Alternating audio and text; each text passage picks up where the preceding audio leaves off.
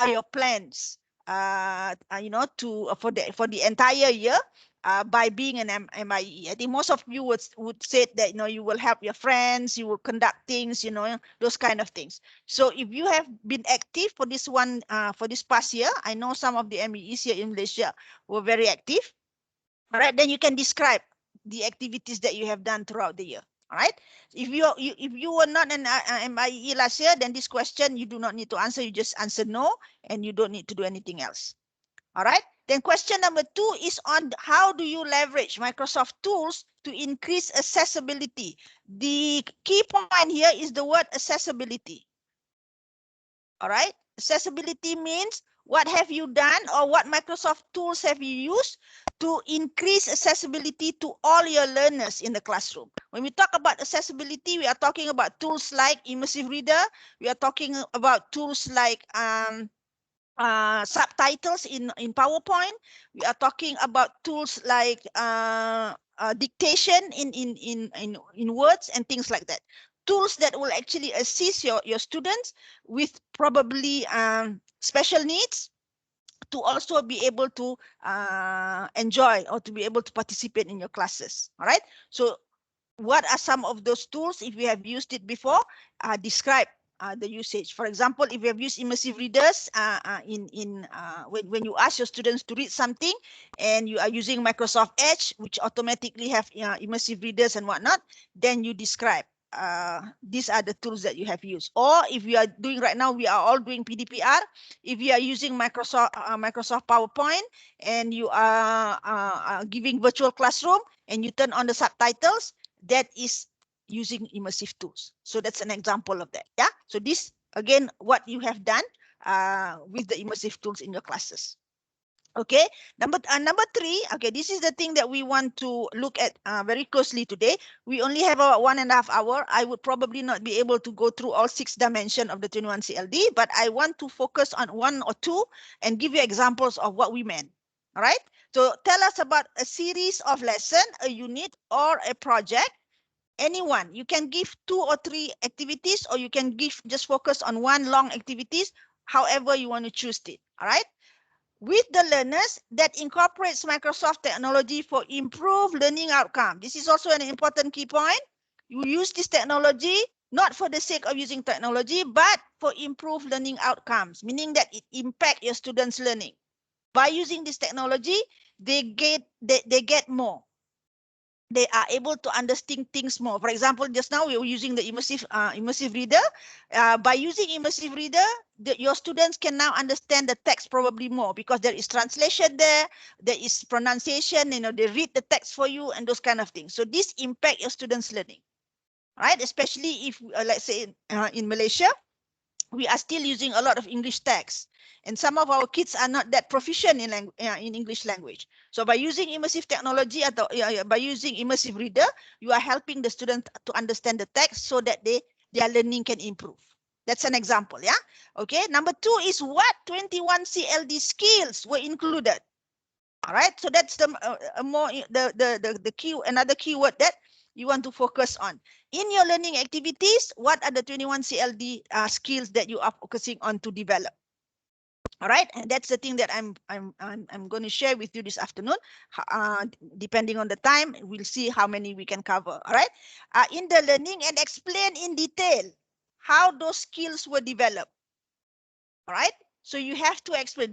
Let's say, for example, in this particular activity, you are focusing on developing communication skill. What do you call it? Yeah, communication skill. Yeah. So how are those activities helping your students to develop the communication skill in themselves? All right. That is what it meant, yeah. And be sure to call out, okay, meaning that you have to identify the 21st CLD skill that you are focusing on, and what rubric score that hit.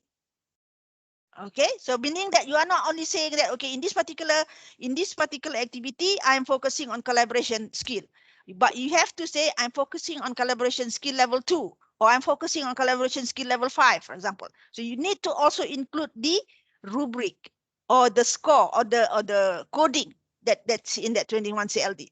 For those of you who have been with me for a long time, you have gone through my many 21 CLD workshop. You know what that meant. For those of you who are new, in a moment I will show you what this means. Okay.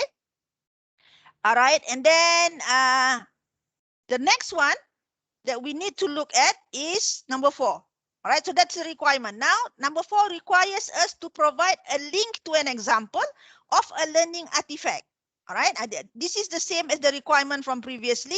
Previously, they just go ahead and say sway, but today they are saying that in any learning artifact. So my suggestion is for you to still use sway to compile your learning artifact. Learning artifact means an example that you can capture from your lesson.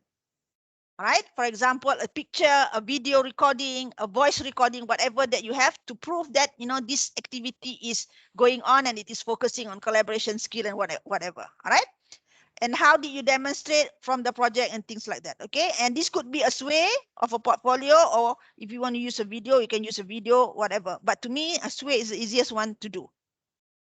All right, then you will need to put the URL in the required space in the what do you call it, in the application form. All right, so describe what the artifact of the student learning you share. So you have to do a description of those things. All right, so that's basically the requirement of the lesson or unit or whatever that you want to present as an evidence of you using the Microsoft tools to support the 21 CLD or 21st century learning. All right, clear? Yeah, that is the requirement. So now let's look at what is this 21 CLD.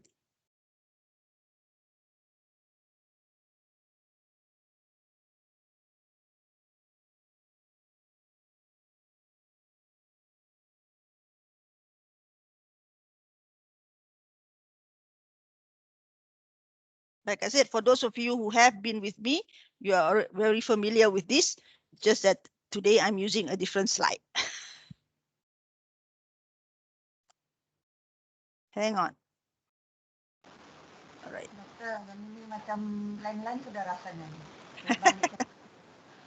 All right. Okay. So what is the 21 CLD?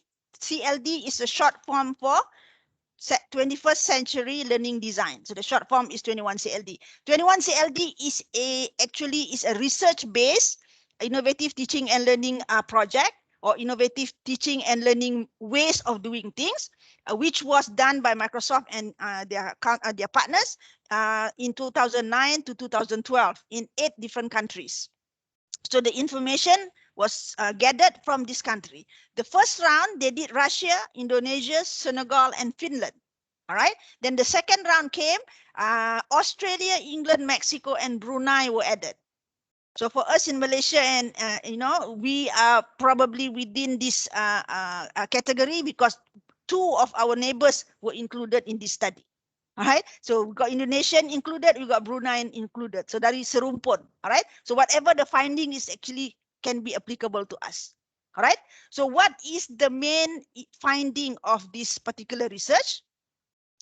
The research conclude, the main conclusion of the research is that the design of the learning activities is the most essential element in developing the 21st century skill.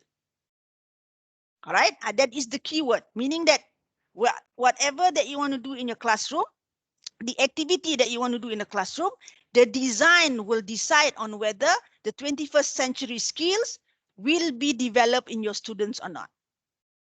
If you design it in such a way that that particular activity encourages students to collaborate, then the ability to collaborate will develop in your students. If your activity is designed to focus on knowledge construction, then that particular skill will also be developed in your students.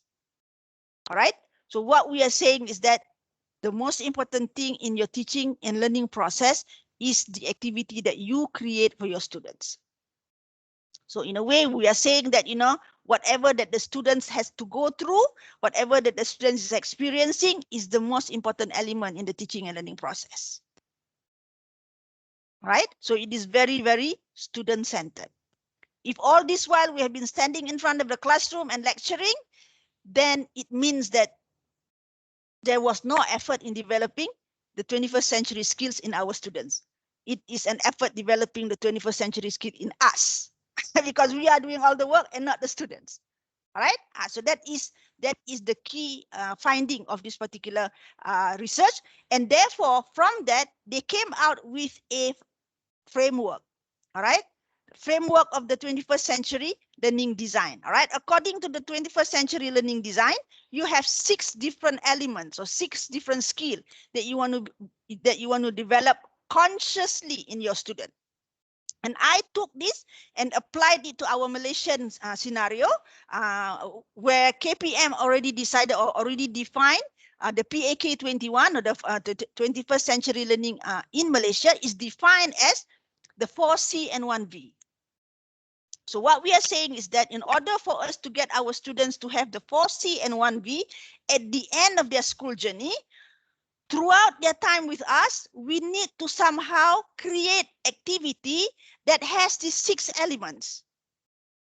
Activities that incorporate 1, 2, or 3 of these elements in it consciously, so that it will consciously be developed in our students. We cannot leave things to chance. If you leave things to chance, we do not know whether it will be successful or not. So you got to consciously put that thing in there so that you can control it.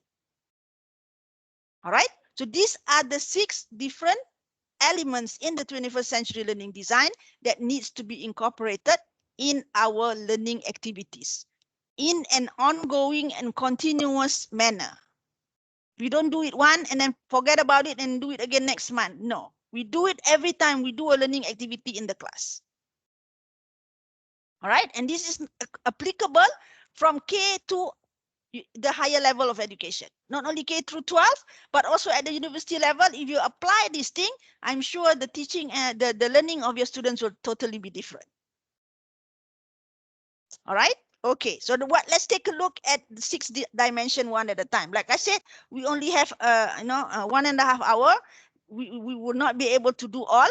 So I'm going to just pick and choose and give you examples, so that when you go back and do your lesson plans, for the sake of the for the submission or for the MIE submission, then you know what to focus on.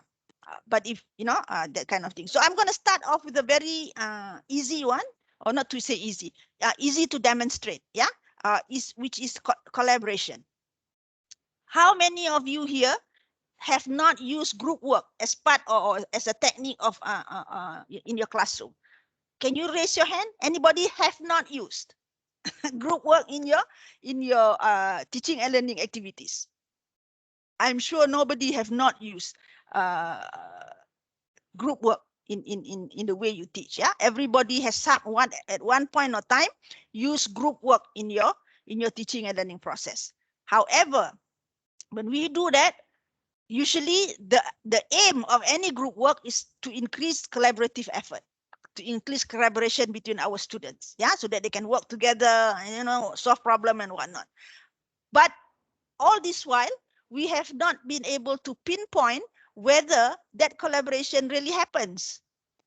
All right. And if it happens, at what level of collaborative effort is it happening at? Right. So those questions we never ask. We just put people in group and we say, okay, now get into a group of 5 by counting 1 to 5. Okay, now sit in your group. This is the task that you need to do. Right. Okay, I give you 15 minutes to discuss. And at the end of the 15 minutes, I want you to write your answer on this piece of paper, on a PowerPoint, and then you will present. I think most teachers will give that kind of instruction when you want to do group work in your classes. All right. But most of the time, if you ask, I think I've asked many teachers before, if you have a group of 5, how many will really be doing the work? Most people will ask, or most teachers will answer, maybe maximum of 2 or 3. It will not be the entire team. There will be people who will just like sit there, or there will be just people volunteering to take down notes, but not involved in the thinking process, those kind of things. All right, because the instruction that we give them is very loose. Just get into your group, discuss, and do this and do this. Right? Therefore, we do not actually set expectation of what they need to be, what need to happen in the group. All right. So the 21 CLD rubrics for collaboration help us in making sure that when we do collaboration, we are actually setting them up to really collaborate, to really work together. All right. So as you know, those of you have done have seen this before, or you have gone through the course in MEC. MEC, we have a learning path for 21 CLD, because 21 CLD is a very important course. It is the main course for you to get MCE, Microsoft Certified Educator Certificate. If you are taking that exam, the basic thing that you need to know is the 21 CLD. The entire exam is based on the 21 CLD. Right. So another thing that you can do is, after this session, you can go to MEC and go to the learning path for 21 CLD and do the learning path. All right. Okay. So for collaboration level 1, no collaboration means you do not use collaboration, right? Because this rubrics does not start at 0. It starts at 1, where there is no collaboration or no pair work or whatever. All right. Collaboration at level 2, people do work together, but they do not have shared responsibility. All right. In the situation that I just described to you earlier, where you put people in group, give them the task, and then let them do whatever, whatever it is right there and then. All right. Yes, collaboration happened in that particular activity, but it only happened at level 2. Is it wrong? No, it's not wrong. But we do not want to stay at level 2 forever. All right. If we want to develop our students so that they are able to collaborate at a higher level, you need to move away from level 2 and go to the other levels. Right? Maybe at the beginning of the year, when the students are just coming together, it's okay to just stay at level 2 for a while. Right? But do not stay there forever. Right? So this rubrics is actually a tool that can help us look at our lesson plan, and hang on.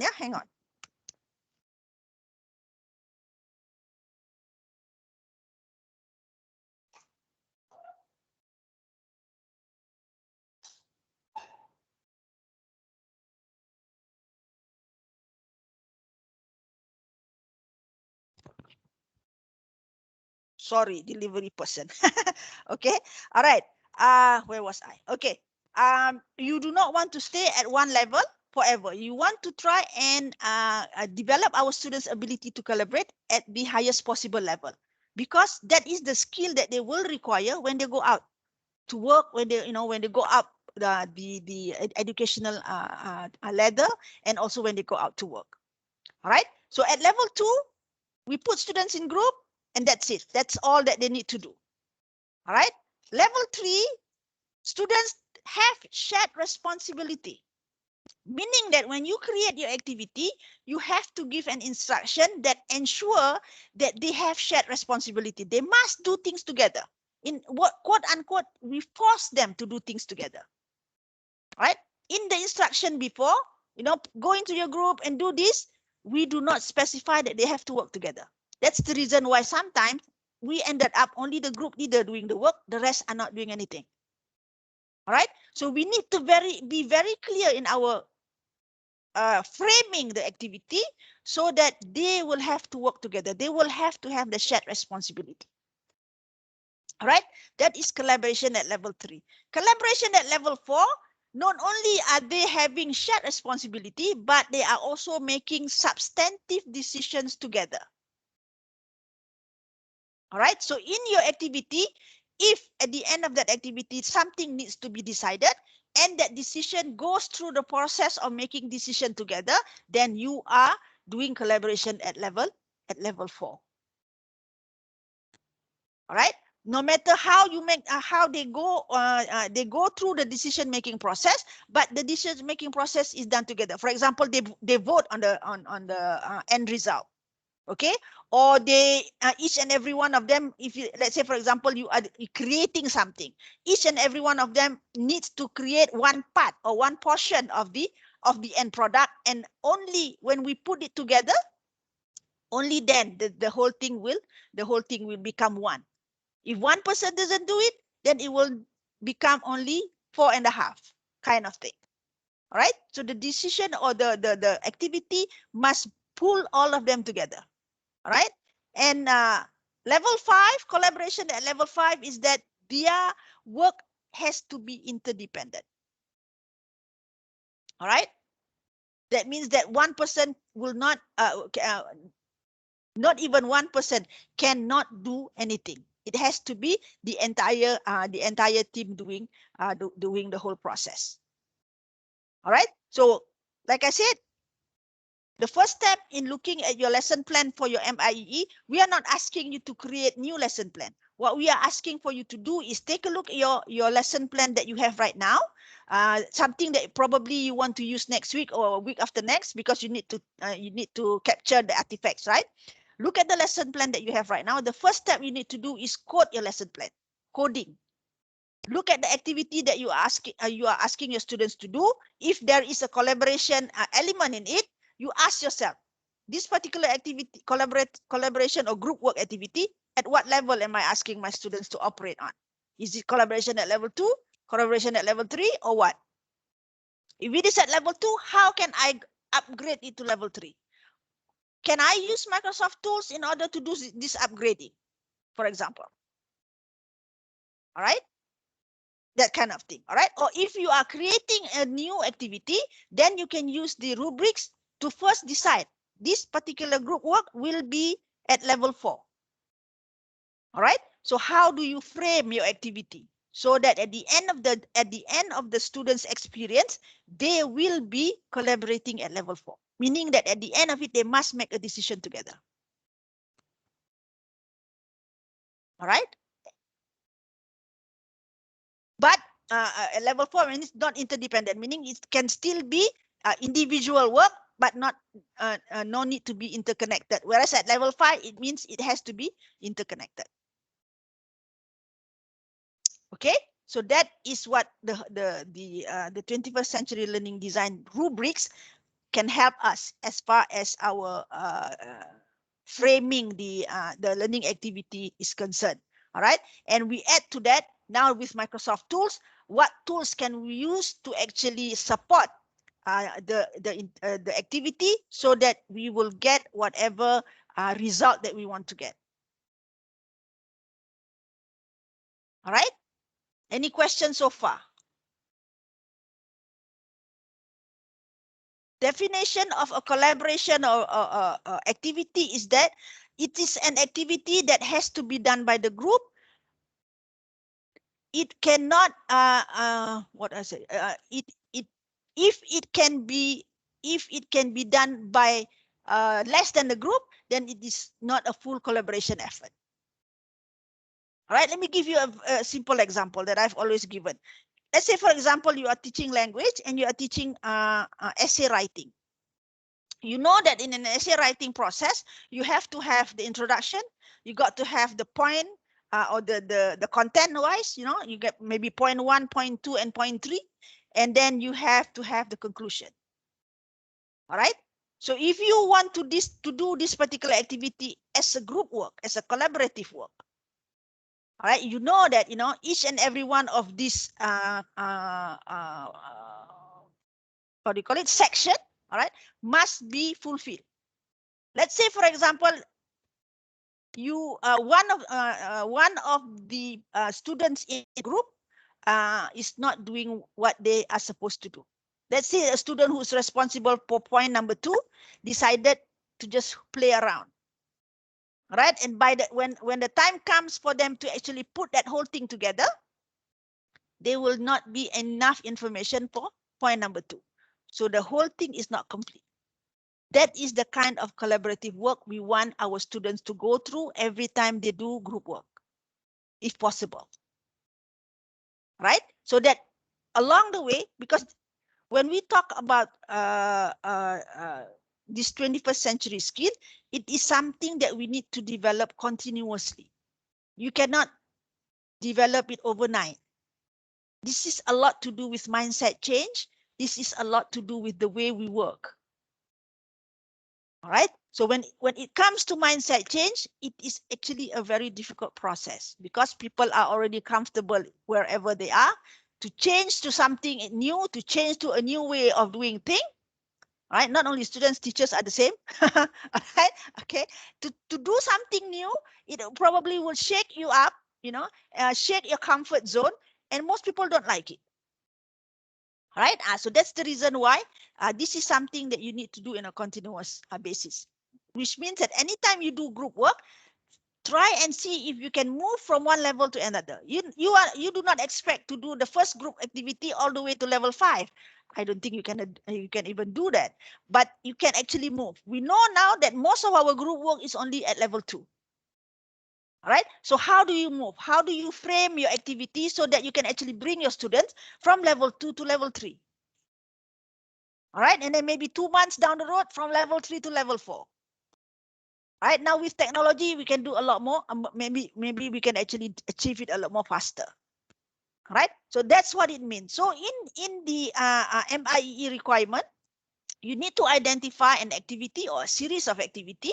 All right, and if within that activity you have a collaborative or group work component in it, then you need to focus on which level are we working at and what are the tools that you are using to support this level and whatnot. Okay. Doctor? Yes. Yes, I have a question here.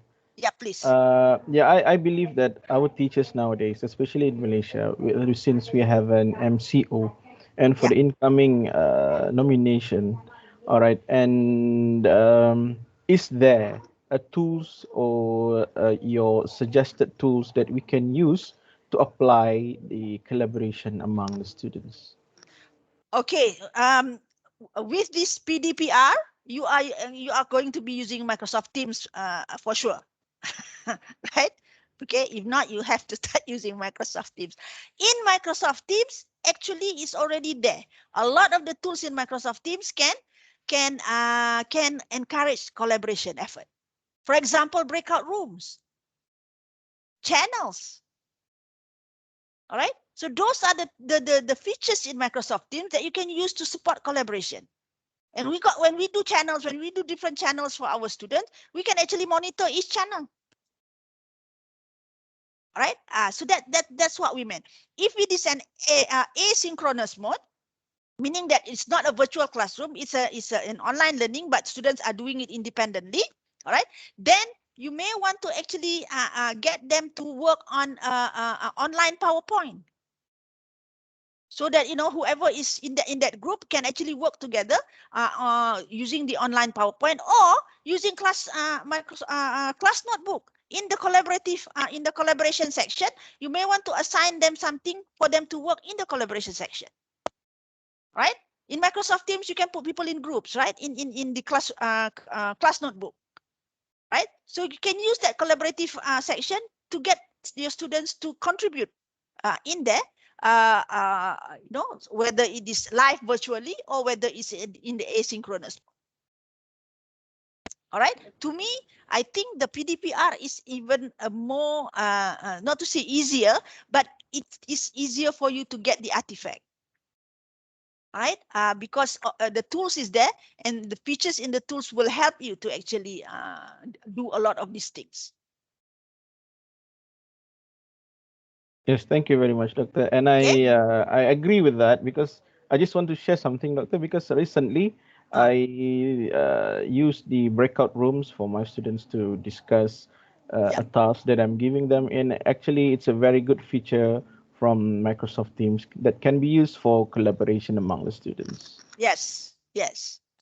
There are many actually features. I did one what do you call it, one webinar a few months back, just focusing on how we map Microsoft Team features to the activities that we do in the classroom. Let's say, for example, you want to achieve this, what tools or what is available in Microsoft Teams to support that particular activity. All right. I will get the URL for the YouTube URL and I will share it with you. But there is actually or we can actually map Microsoft Team features to activities that we want to do. Not only collaboration, but all the other 6 elements that we have in this 21 CLD. Yes, true, Doctor. Okay, all right. So that's an example of how collaboration can take place. Let me give you an example. I think it's easier for you, for us to see if there is an example.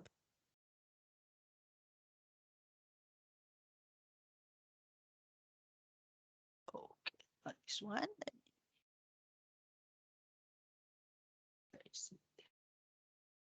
Okay.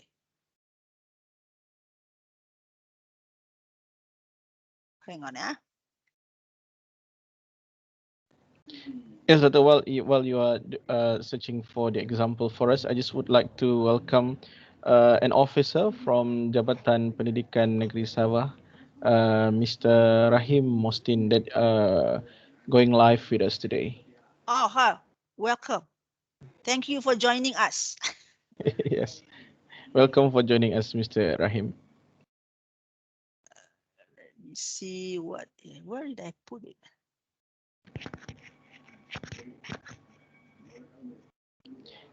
We are, very grateful for any support that we can get for the teachers. So thank you very much for joining us. Okay, here we go.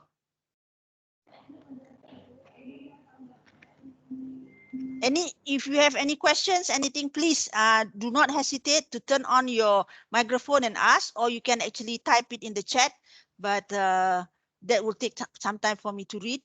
My chat is not available.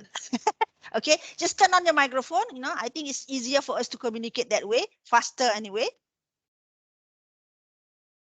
Dr. Azma? Yeah. Yes. Okay. I just want to ask a question for number 4. Provide link. Okay.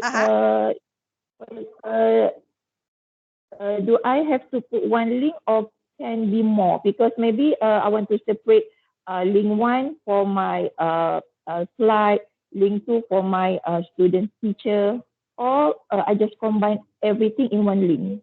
Combine everything in one link. So you need to actually, if you are giving all those separate things, you can upload it in your OneDrive, in a folder in OneDrive, and you will give the link to that folder. Or you can create a sway and put everything in the sway, and you section the sway according to whatever you call it, whatever sections that you want. All right, but the space is only for one link. All right, so that's how you do it. Okay. So here is an example that what I mentioned to you earlier. So this is it's in BM, but I'll explain it in English.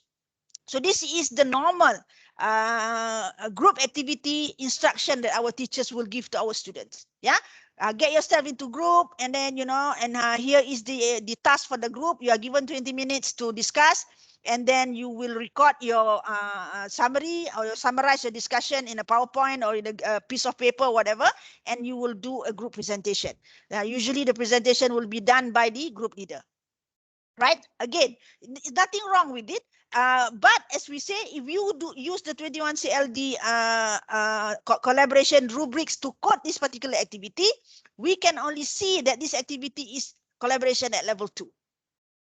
All right. So if we want to ensure that collaboration happens at level 3, level 4, and level 5, we need to actually reframe the entire activity so that consciously we are getting the students to do what needs to be done in order for them to get to level 3. Level 3 is shared responsibility. There must be a clear activity or a clear things for the students to do that show that they have shared responsibility.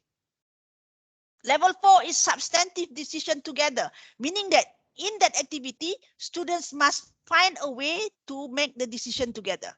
Like I said, maybe by voting or any other ways that you have taught them on how to make decisions.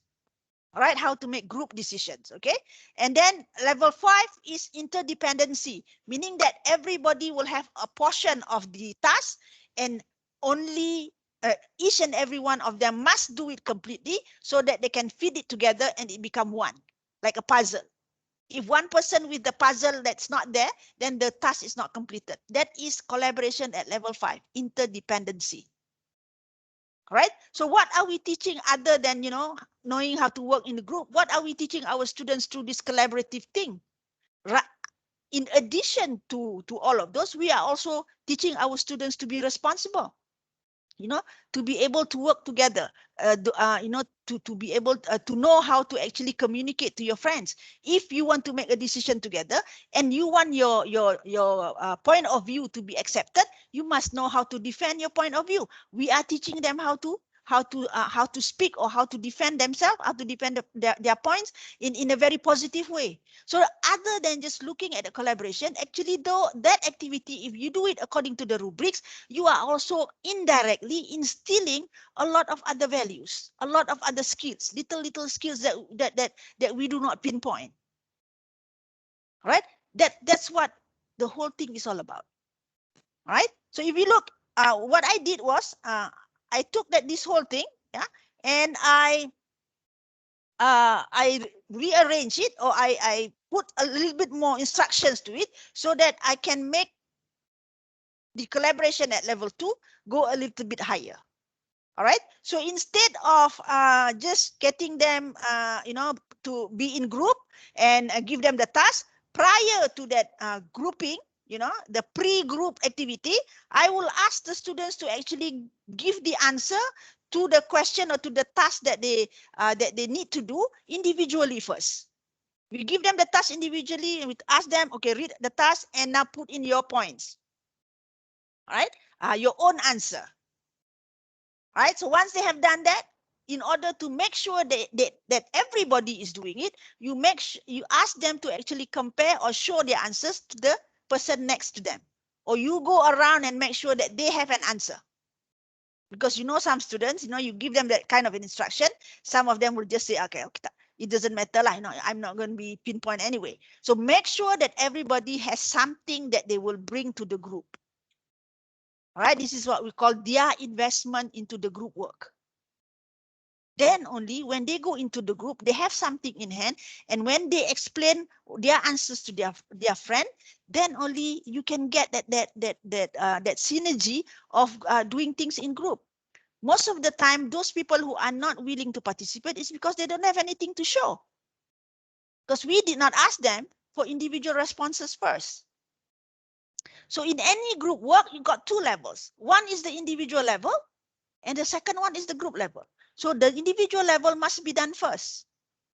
So we must make sure, the activity must make sure that they have something that they bring to the group, something substantial.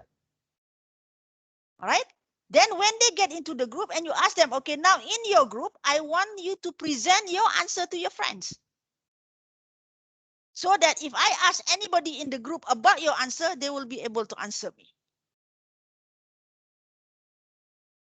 All right. Then you can see, whether they like it or not, they have to have an answer, and their answer, they have to have a reason for that answer. All right. And then at the end of it, and when we can see if the activity requires for just one answer, then we say, okay, now that you have presented to your friends, I want you to discuss and I want you to choose one of the 5 answers to be the answer for your group. You can defend your answer, you can ask your friends to agree to your answer, whichever way. Right? But in the end of the discussion, in the next 5 minutes, you have to decide on one answer from the 5 of you to be the representative answer for your group. That's where the shared responsibility comes in. We frame the activity, we force them to actually discuss among themselves and decide on one. That decision is shared responsibility and also the substantive decision together. All right. The only little thing that we change is that before they go into their own group, we ask them to come up with their own answers first, so that they have some investment that they will bring into the group, and that investment is something that they can use as a capital or a modal for them to have a discussion. All right, because most of the time when we go to a group, when we put people in group and then we give them the task, then they will ask, nak kena buat apa ni? That's always the case. Not only children, we adults as well. All right, when you go to banker workshops and whatnot, and we asked to be put in we were asked to go and do some group work and things like that. Usually, some of us will ask that, what are we supposed to do, kind of thing. All right, so by just changing a little bit of the dynamics, you now have collaboration happening at level 3 and probably at level 4 as well. Because if you ask them to decide on one that will represent their group, then the decision has to be made. All right, then that decision again, we can say they can make the decision by voting, secret voting or whatever that they want to do. But at the end of that exercise, only one answer will be held by that particular group. Anybody in that group will be able to justify, if asked, the reason for that answer. Right? So just one little change in the way we do, in the arrangement of the activity, we have actually moved from level 2 to level 4. That's an example. All right. So in your lesson plan that you are going to be submitting to MIE, if you have group work, this is the thing that you need to, this is the thing that you need to capture. This is the thing that you need to explain. All right. So for example, if you're using Microsoft Teams, prior to going into the breakout rooms, or if you're using channel as your grouping, prior to going into those features, get them to do something on their own first. All right, so we can start off by having using the class notebook or using the online PowerPoint or whatever. Everybody will be typing their answers on their own PowerPoint, for example. All right, and then when we put them in group, they bring whatever answers that they have typed in that particular group, and they can actually discuss it in the breakout rooms and whatnot. Okay. So that is an example. This is just one way of doing things. I'm not saying that this is the only way, please. No, there are many different ways to approach it. But that's an example of how we move from one level to another. All right, by just changing the way we design the learning activities. That's the reason why it is called 21st century learning design. Designing the learning activities for learning impact. If you look at the whole activity, is the students doing the job, doing the work, not you. All right, we are just framing the activities in such a way. Okay, so that is an example of how this is done in terms of the collaborative skill or the collaboration in the 21st CLD. Any question? I hope with that example, it gives you a clearer picture of what we mean by using the rubrics to frame, to design, however you want to call it, your learning activity, so that it become more control as far as what you want to happen in the group, and it will help hopefully impact the way the students learn. If they have to find ways of how to explain their answer and things like that, it will actually kickstart them thinking. All right, so you will slowly get rid of what they call it, parasites in the group. Those who are just going along kind of thing. Because we want to be fair to all our students. We want everybody to actually develop the skills that they need in order for them to survive the 21st century world out there. We do not want just one or two in the group leader and the group secretary getting all the skills, but the other three is just like, the only skills that they have is probably, in a face-to-face classroom, hanging up the mahjong paper. That's all the skills that they have, because every time is in a group, that's what they volunteer for. All right, so we do not want that to happen. So designing the learning activities is very important. That's one of the reasons why I'm very attached to 21 CLD, because I've gone through a lot of rubrics in my life, and I see that this is one rubric that is very, very practical. It goes down to the teaching and learning activities, which is something that we need to do, because when we want to change, we do not know where to change. So here with these rubrics, first you can code your lesson. You can ask yourself, at what level am I doing this? All right, and then from there, when you know that you are at level 2, you know you need to move to level 3. If you are doing at the moment, your activity is already at level 4, your group work is already doing at level 4, good. Now, how do I get to level 5? All right, because I know some teachers are, very creative teachers. They are already doing group work at level 4. All right, don't stop there, because we have another level 5 to instill interdependency. All right, so that we teach them also to be responsible. If you are in a group, if you are in a team, you must be a team player. All right, so in the interdependency can help us develop those particular skills, the attitude and things like that. All right, so that's an example of collaboration. Okay, any question, anything that you want me to clarify more? If not, then I Hello, will. ma'am. Yes. I'm Yes. Kamal Fatma from Pakistan. Ma'am, can I use the term pair share for group activity? Once again. Pair share, pair share activity like that you use group activity when a person individually deliver their work and after that they move the group. Then I want to say that we use the term pair share activity, the Yes. Yeah. pair share group Yeah. setting. Pair and share is between 2 people only. So if it is in a group kind of thing, we can have pair and share and then the group activities. All right. Okay, ma'am. So that Thank can be the you. starting point. And if you are familiar with Jigsaw Classroom, that's another very good technique, very good teaching technique that encourages collaborative effort all the way to level 5.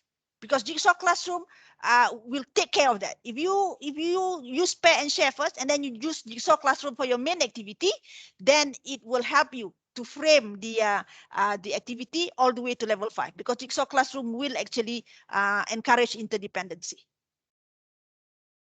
Okay, Thank you, I'm sure ma'am. some of you are familiar with Jigsaw Classroom. It's not Google, Jigsaw Classroom. Okay, and to me, it's a very good activity that can help in terms of this collaborative way of doing things. But do not expect it to happen the first time you try Jigsaw Classroom. Right? Again, this is not so much of a technique, but it is more of a mindset change for our students. Especially in Malaysia, we have been very teacher-centered all this while, so to change from being a teacher-centered to more student-centered, you got to take it slowly because our students are not used to it yet. All right? But that's not the reason for not doing. Start somewhere. Yes. Right? Doctor, Yeah. I was thinking a way of this. I don't know how you're going to code it. Let's say if one project, we have one project for the class, but then we are going to divide the students into groups, but then every groups is playing a different part of the project, but still they Yep. are going to discuss, like you said just now, they are going to have their own ideas, bringing it into the group, but Mm. then their group is part of the bigger project. It means every group is playing a different department, so with every group then it will become the will end or complete the whole project for the class. Would that be Yes. a code 5? Yes. The thing is, the collaboration exercise can be at different levels. All right. So you have a big project, which will be done by the entire class. All right. Within this project, you divide it into different groups. Within that little group, you can also have collaborative work, not necessarily for the whole thing. All right. So whatever collaborative work within that small department, when we bring it into the big worldwide, class-wide project, then it becomes a part of a bigger puzzle. All right. So it can happen at a different level. It can happen just in that particular group for one exercise that you are doing. All right. Or it can happen being part of a bigger picture. All right. So the most important thing is the activity within that group, within that little unit that you have. If you have a big group and you divide, let's say, for example, you have a big project. Let's say, for example, a entrepreneurial project. You are setting up a company. All right. That is the project for your class. You're setting up a company that you're going to be selling something. All right. So you have one department marketing, one department product creation, one department whatever. All right. Let's say you have 3 different or 4 different departments. within that department, you must also instill the collaborative effort. It is not just the big thing. We do not want the little department. Let's say for the marketing department, only 2 people in the marketing department is doing the work. Right? Only the work of these 2 people are the one that you are bringing to the entire class. Then this little collaboration at this the lower level is not happening. All right. So however you want to frame, or however you want to actually do the group work at any level, all right, make sure that the collaborative effort is done. The activity must be framed in such a way that everybody is involved. Everybody must have a stake in the whole process. All right, because this is a learning process. Everybody needs to go through it. Okay, that's the reason why, like the example that I show you, in that little group, everybody must know each other's answer and must know how to answer. Like, for example, if Chegu Rahim is in my group, I must know how to answer if somebody asks about his answer, and he must know my answer if somebody asks him about my answer, kind of thing. So they are very interlocking, interdependency. So that we would be speaking on 2 different languages when somebody asks us about the thing that we are doing. Okay, thank you, Doctor. I'm just wondering what if that kind of lesson or if that kind of project will affect how it will affect on the other 21 CLD elements such as knowledge acquisition and everything. No, this whole thing is actually work together very well. Okay, thank Okay, you. let me show you an example. Okay, so collaboration, are we clear? Are we clear on collaboration, what it means? Okay, and tools that can be used for collaborative effort today under Microsoft banner, we have a lot. Right, we have a lot of tools that we can actually use to instill the collaborative effort. As you know, Office 365, everything is online. All right, therefore you can actually get students to work on something real time, even though they are in different parts of the world. All right, you have PowerPoint online, you have Word online, everything that is online, you can get people to work together without having to be at the same place. All right, and it is tracked. Who is making what changes, it all can be tracked. So you know who's doing what. All right, so any of these tools can actually help you, can support you in your activity. Plus with Microsoft Teams, again, endless possibility. All right, okay. All right, so let's take a look at another element. Let's see, go on. Okay. Which one do you want? Because I don't think I can do all 6. We need to choose. I think let's go to skilled communication or knowledge construction, Doctor. Okay, knowledge construction. All right. Knowledge construction is something that we seldom do with our kids. I'm talking about Malaysian schools, yeah? Because Yes. most of the time, teachers are preparing things for our kids. So knowledge construction most of the time happen with the teachers, but not with the students. All right. What do we mean by knowledge construction? Is knowledge construction activities are activities that give our students the space to explore and to come up with their own conclusion. All right. Always remember when I said there is 2 different things, which one is information and one is knowledge. What we give our students when we lecture, like what I'm doing with you now, is information. Well, I'm giving you just information. Unless after this you use what I'm telling you and apply it into your own teaching and learning process, apply it to the things that you are going to use for MIE, then only it will become knowledge. It become yours. If you do nothing with what I'm telling you now, after this, you just know I'm not going to apply for this whole thing, and just leave it at that. Even if I ask you a question and you can answer the question, it is still information that I gave you. Knowledge will be with us forever. Remember how to ride a bicycle when you were small?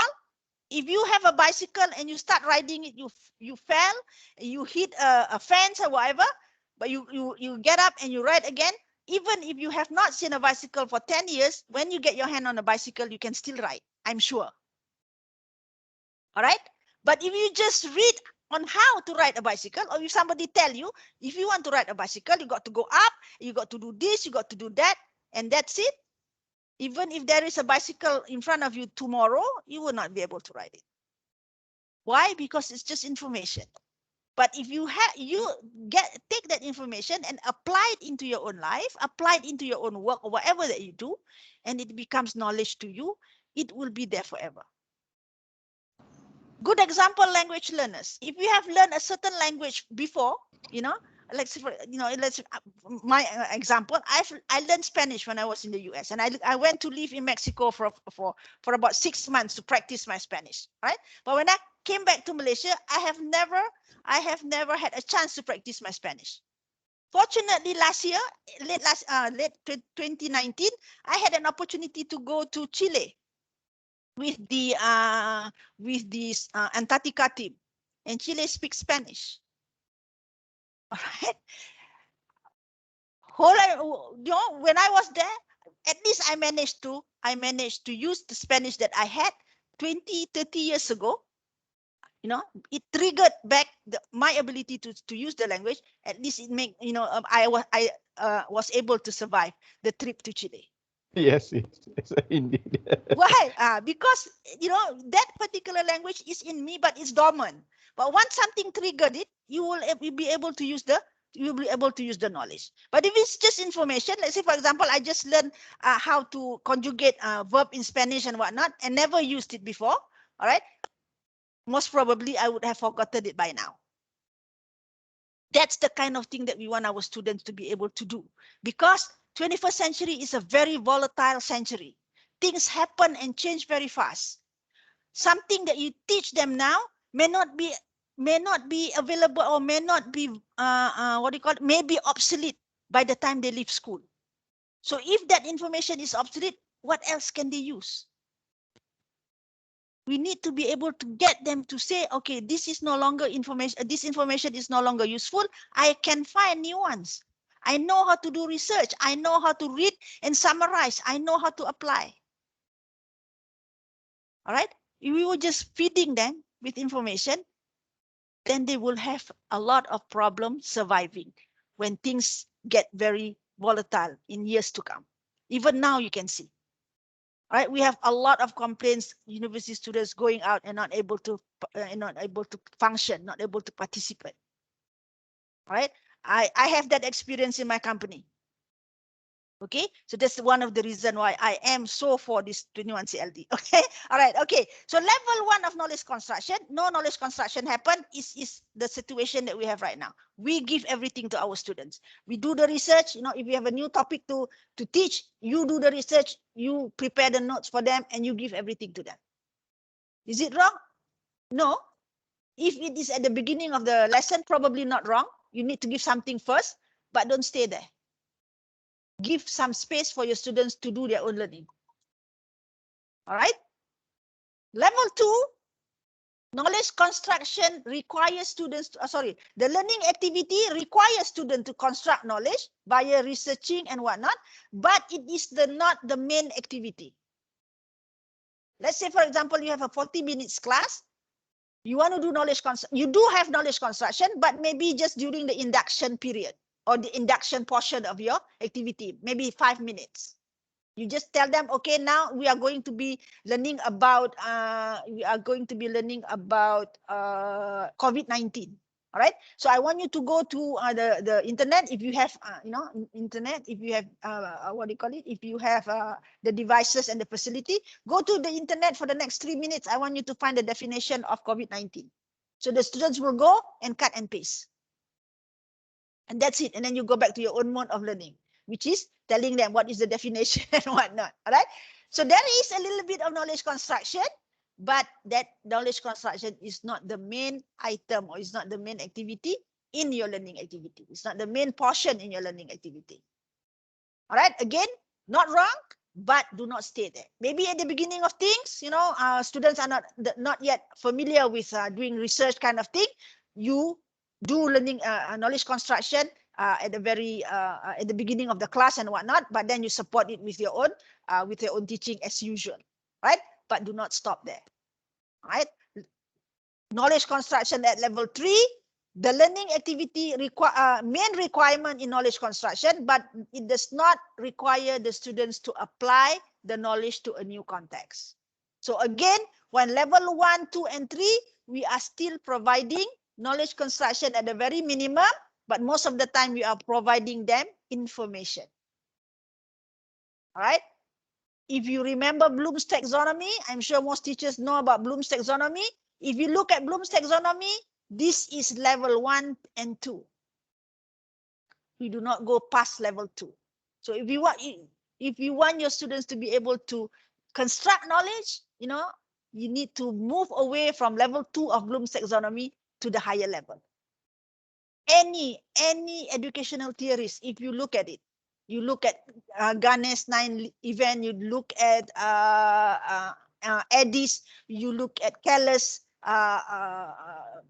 4-stage event, any of those learning theories or models based on learning theories will always have the last portion, which is always the application. And most of the time, we stop at just the control or the guided practice. We don't go to the application. Right? 21st century, we need to move up.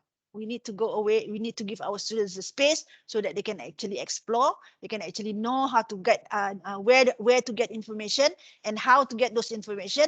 And not plagiarism. We need for them to read and summarize it in their own words. Those kind of things. Those kind of activities. Then that knowledge becomes theirs. All right. So at level 3, if you're looking at knowledge construction, if the activity that you're doing are focusing on knowledge construction, what it means is that you are giving the students the opportunity to look for the knowledge, or to find their own exploration, those kind of things. Yeah. But you stop at that, and you do not give them the opportunity to actually apply the new information to a different context. Pusat Sains Negara, the Science Center in Malaysia, endorses the pembelajaran melalui inquiry. If you look at that methodology or that approach of teaching, it always have the last component, which is the application part. So the same thing here. In order for knowledge construction to happen at the highest level, we need to let our students take whatever knowledge that they have formed in our classes, the mathematics, the geography, or whatever, and find a way where they can actually apply it in the real situation. All right. So the next level is, of course, you are applying it at a new context. All right. At a new context. For example, a very simple example that we can look at is that even if you do not have a context outside, if you are into Minecraft, all right, Minecraft is a tool that's available to us that can actually be used to get whatever that you have taught them or whatever that they have learned in your class and apply it into a new context. For example, we teach them how to measure things, how to calculate parameter in mathematics, yeah, how to calculate circumference, yeah, the circle or the diameter and whatnot. We have taught them in class on how to do that, or they have done the research and you have given them the exercises and whatnot. Now, how do we get them to apply it in a new context? With Minecraft, we can actually do that. We can actually assign them to go to Minecraft and build me a house with this dimension. All right. If they have understood the concept that we taught them in the class, all right, or the kind of activity that they have gone through in the activity that we have in class, when they go to Minecraft and build that house will stand. If they have not understood that concept, when they go to Minecraft and build the house, I'm sure the house will not stand. All right. So now technology allows us to actually give the students the opportunity to apply the theory that they have gotten from us in the class, from the syllabus, into a new context.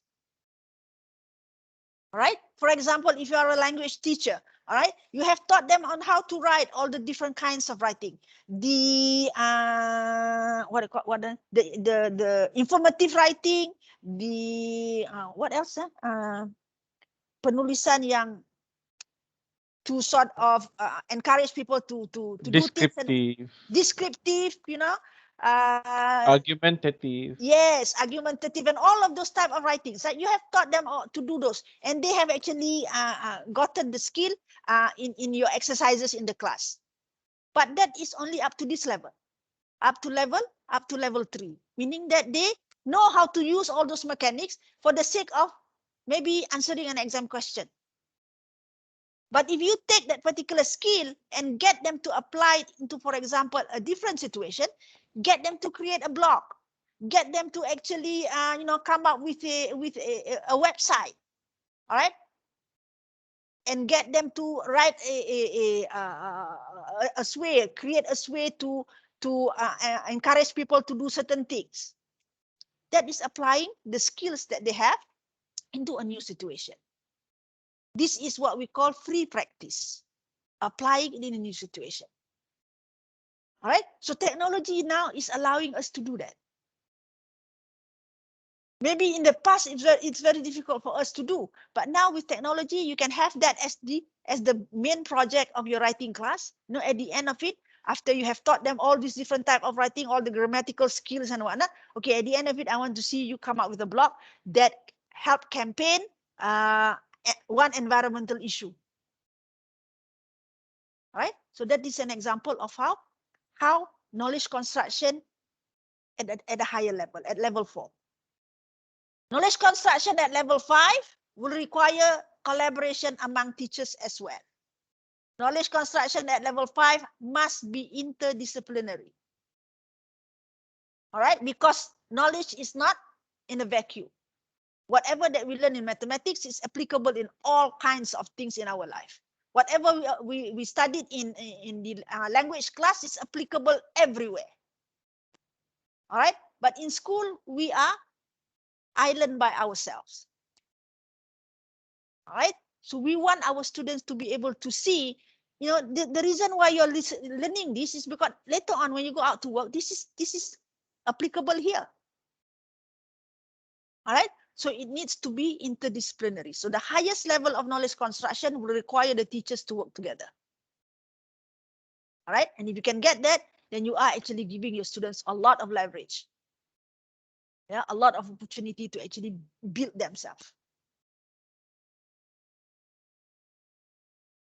All right. So for example, if you, let's say, for example, from mathematics, you learn about all these things that I just mentioned earlier, then you can have the language teacher come in to sort of come up with a description of these houses that you're going to build. You can have a history teacher that can come in and say, you know, bring in the historical element of a house in your neighborhood or in your country, in your daerah, whatever. All right, that can be put in there. So 3 teachers working together.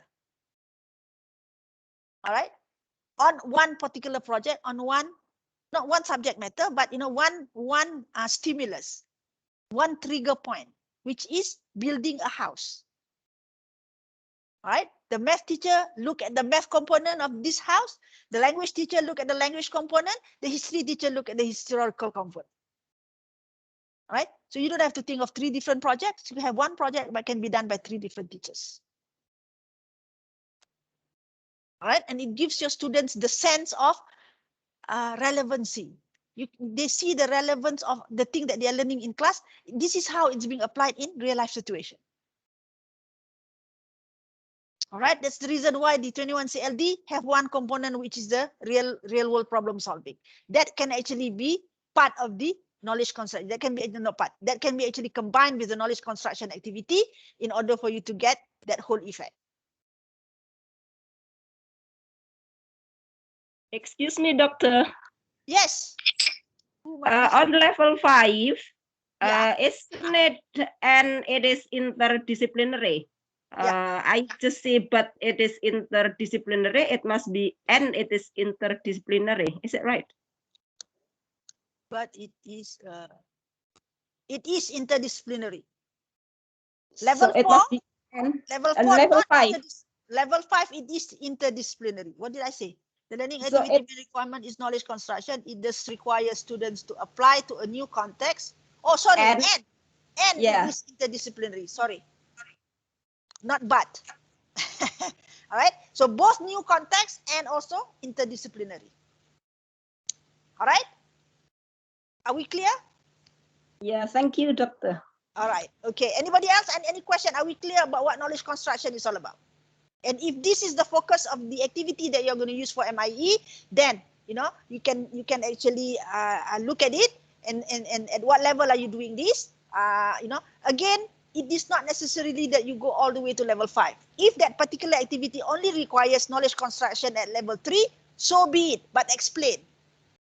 Yeah, this activity is part of a five series activity, and this is activity number 3.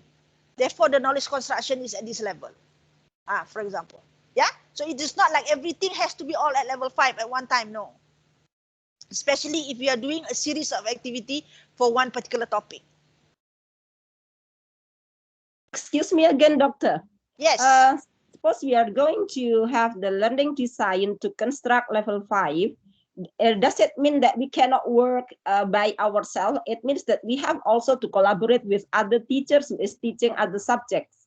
Unless you are teaching more than one subject.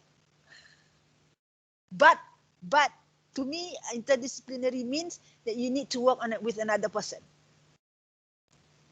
With the different disciplines, science, the math, the language, all those combination. So if you unless, like I said, unless you are teaching science and mathematics together, then you can actually do both things together. It's still interdisciplinary, but by one teacher. All right, because the discipline is different. All right. So, some teachers, like for example in primary school, one teacher teach everything. All right, but in constructing your activity, you must be clear of, okay, this particular component is for the math subject. This particular component is for the language subject, even though you are managing both. Right? okay. So not necessarily mean different teacher, meaning that interdisciplinary meaning different discipline. Right? So whatever that you learn in, for example, math is applicable also in your language class. All right? Also probably in your science class. Yes, okay, Doctor. Thank you. All right. Let me show you an example again. Probably will give you a better picture, yeah?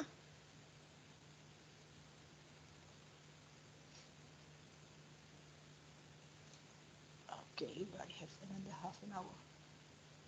This is an activity that I did that is interdisciplinary. Okay, it's a project.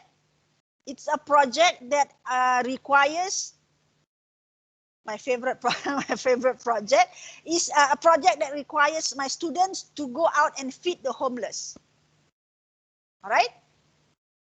So based on that one particular project, all right, they need to actually go out and prepare food and whatnot, and they have to bring the food and they have to actually go and feed the homeless. Okay. So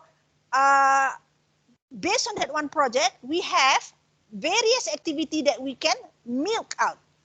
For example, for English, all right, teacher provides a recipe for sandwich, all right, and then decide what sandwich in the group, and then all of those things. Then they write an essay based on that particular discussion of how to make a sandwich, for example.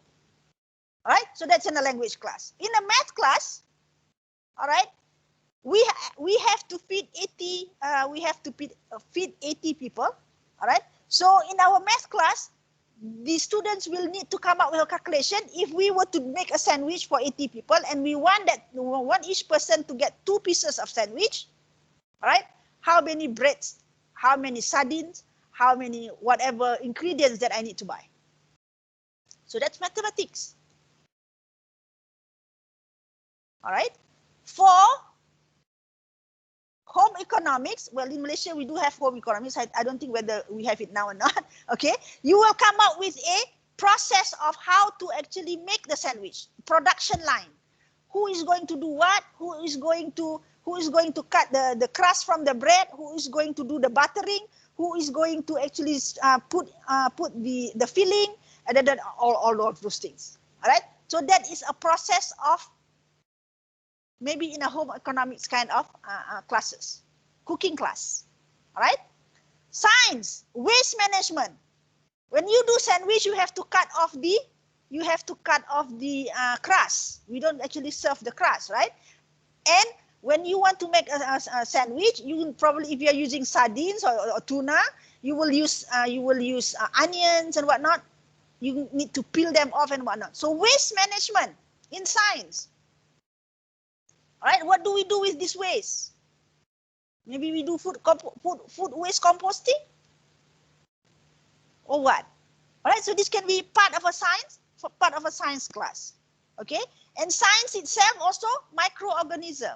We say that the sandwich has to last because we feed the homeless very late at night. We don't feed them in the daytime because the homeless are not there during the daytime. They will only be there sleeping on the street when the shop closes, which is about 10 o'clock. So if we are preparing a sardine sandwich, for example, how long will that last? So you can talk about microorganism and those kind of things. So one particular project, which is feeding the homeless, 80 homeless, I can actually cover 1, 2, 3, 4, 5 subjects. That's what we meant by interdisciplinary. If you are teaching all of this, like say for example in a primary school, one teacher teaches all of that, it's okay. All right. You have you have content for all your subjects already. You do not need to go and find articles on different things. You can work on this feed the homeless kind of thing, and you can use this article in all your classes. Right? That's what we meant by interdisciplinary. If you can do this, then you are doing knowledge construction at the highest level. For example, here, knowledge construction level 1. For example, here English writing processes, you can get them to research on what is the homeless. Here in Malaysia, how do you define the homeless and why are they homeless and those kind of things in order for you to write the article. Same thing here in the math calculation, you need to teach them on how to do the multiplication and things like that. They can research in terms of what type of breads are available in Malaysia, what type of breads are suitable. If this is the dimension of the bread, this is how much we need, those kind of things. All right. So that is actually the example of knowledge construction being done at an interdisciplinary level. Excuse me, doctor. Yeah. For the first one, that teacher gives the recipe to the students, does the teacher give the complete recipe or just the basic one? So the students will decide by themselves which kinds of recipes that best fits with the homeless who sleeps on street at night. If I'm doing it right now, actually I don't see a teacher provide the recipe. I will ask the students to go and research for the recipe. I will give them I will give them a requirement. I will say the sandwich. Now, first requirement is that it has to be cheap, because I don't have money to, I'm not feeding the homeless just once, but every day. All right. So it has to be not too expensive. All right. Number 2, it has to last. The recipe that you're using must last. For example, like I said just now, we are feeding the homeless at night. And if you are preparing it at 5 o'clock, it has to last that hours. So it wouldn't become rotten. It will not spoil. Right. So based on this requirement, okay, I want you to go to the internet and search. That becomes, more of their responsibility of constructing that knowledge. Right? So no teacher involvement. So on planning to make sandwiches to 80 homeless people in Klang, I see on the screen, it means that number 1 is not done by the teacher. So teacher directly gives the students the free choice, so they can create their own recipe, right? Yes. Okay. Now this is also can trigger the collaboration. What you can do is, prior to doing this, you can actually assign them a group work, and from that group work they decide on which recipe that they are going to use. Okay. So now you are combining collaboration, the group work, and the knowledge construction. Yes, substantive decision make. Decision, So, yes. Yeah. So you can have like collaboration at level 4 if the first part of the activity is for them to do the research and whatnot, and collaboratively in their group they will decide on which recipe that they want that they will use, or as a class they will decide which recipe that they're going to use, and that is the recipe that they are going to hang on to do all the other calculation and whatnot. So again here you can have both 21 CLD skills in here. You can have collaboration, you can have knowledge construction at the same time. And if you add technology to it, for example, if your tools that you use to do the research, you need to go using Microsoft Edge, and you need to use the immersive reader so that they can understand what they read. That's the tools that you are using in order to support the learning. Yes, Doctor. We have one question here from Chegu Nirmala. Yeah, Yes, Chegu, please. Okay, good afternoon, Doctor. Actually, this is a question from teacher Subhashini. She's not well today, so I'm asking on behalf of her. Her question is, can it be done with teachers in the same school, or we can use a designated project and collaborate with teachers from different schools whom teaching different subjects when it comes to interdisciplinary? Yep, interdisciplinary can be at your school level, which is, I think, the first step should be that way lah. All right, you get among your friends, all right. But also it can be at a global level. If you have, I know a lot of you in this call are very globally connected already. Now, if they are also doing the same thing or they are teaching along the same line, then you can have that particular project being done by your counterpart in Russia, in Indonesia, in Pakistan, wherever. Right? Okay. But the idea of interdisciplinary is that we want our students to understand whatever that they learn in any of the classes is actually applicable everywhere in the life. Because a lot of times students will ask, why do I need to learn this? They do not see the relevancy of what they are learning in life at all. So now we're saying, you need to know how to do mathematics, because if you want to do this project, you need to know how to calculate. If you do not know your multiplication table, how are you going to divide, or how are you going to multiply? How do you know how much do we need to spend? Kind of thing. All right. So when we talk about interdisciplinary, we are actually presenting to the students that whatever that you learn in your class, individual classes, your English class, your math class, your geography class, whatever, is very interconnected. Knowledge is actually one thing. We only compartmentalize it in order for us to make it easy to teach. Okay, Doctor. Right? Thank you very much. Okay, so first step could be among teachers in your school. You can collaborate with some of the teachers to all the different types of different types of subjects. Or if you have the opportunity to collaborate with other teachers from other parts of the world, then that is a much better deal, because then it will come skill communication can come in. Because when you are collaborating with people from a different world or a different country, then we talk about language. Then people or language teacher can come in and look at the skill communication rubrics. What needs to happen? All right, Doctor, we have another question from Ibu Gartati. Yes, yeah. Ibu Gartati. Okay, Doctor. One more question.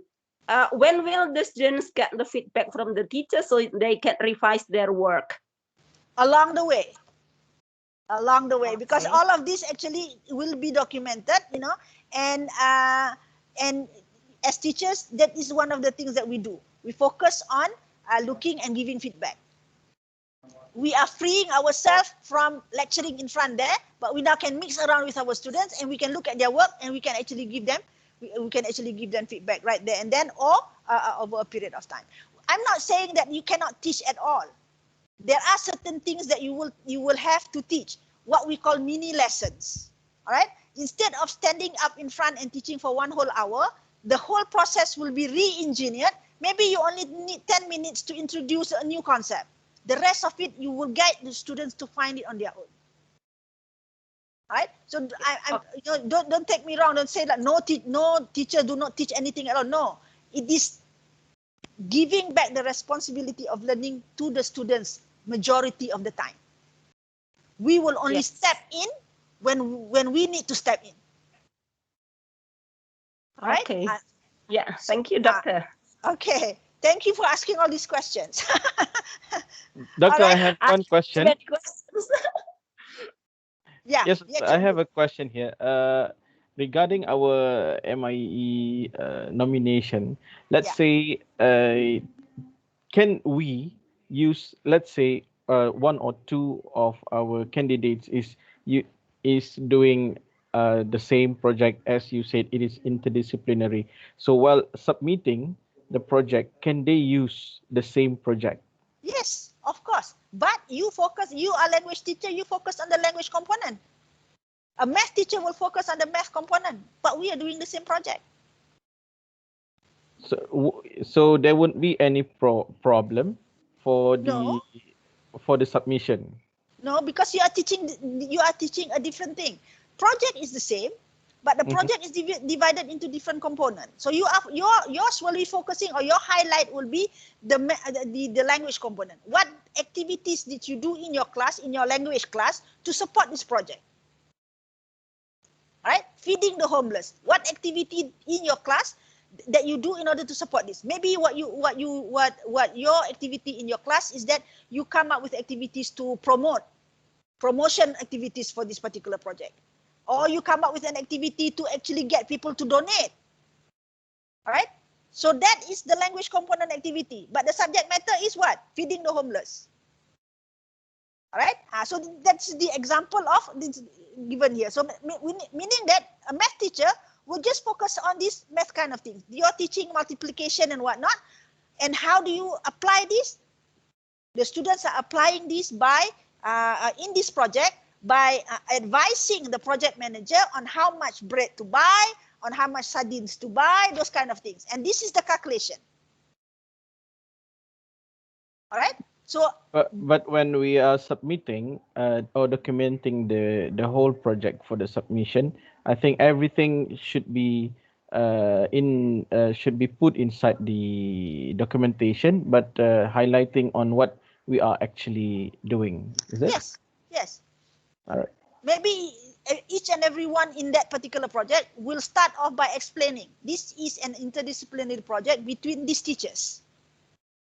All right, and so this particular this way, my way is only focusing on the language component. Then you cerita lah the language component part.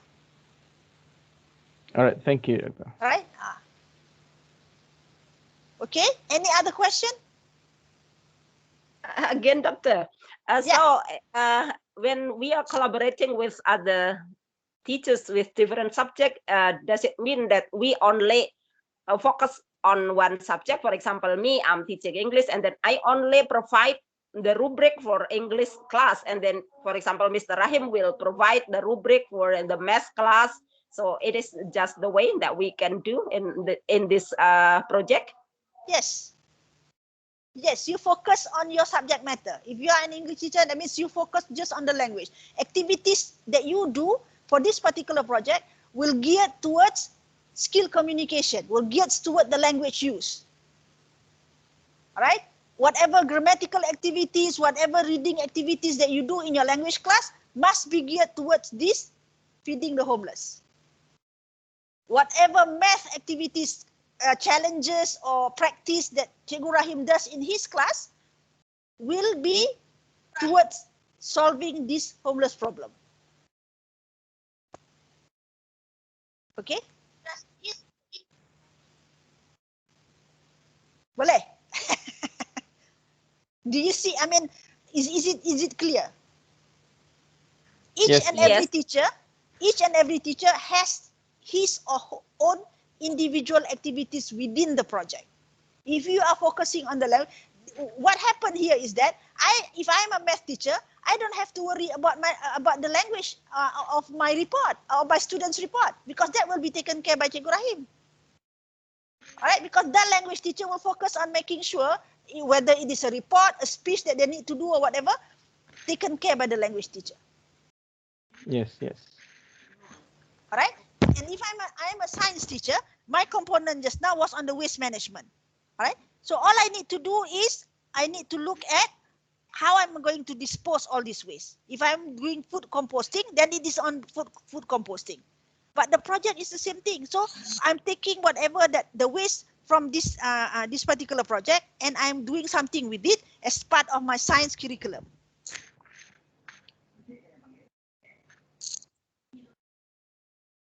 Okay.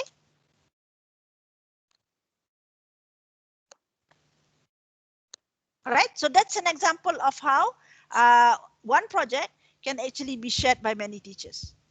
All right. For example, I give you another one which is not documented. A project that I did with one school here in Kuala Lumpur, which is food waste composting. Food waste composting is a project that I did with my friend, and we went to one school. It started off as a co-curriculum activity. All right. So we collect all the food waste from the canteen, from the restaurants around the school, and we turn that food waste into compost. All right, which can be used for planting vegetables and whatnot. So this particular school did two projects. One, they did the food waste composting, and then they also did an urban garden. All right, so started off as a co-curriculum activity, but when the activity became full blown, from the food waste composting, we got two types of compost. We got the solid compost, and we got the liquid compost. All right. And then we found out that if we use different materials in the compost, the outcome of it, the liquid compost and also the solid compost, can be actually targeted at different type of plants. For example, if we use a lot of the waste comes from a lot of oranges peel, things that are citrus. The outcome of the compost can actually be used as pesticide, not only for fertilizer, but also can be used as pesticide.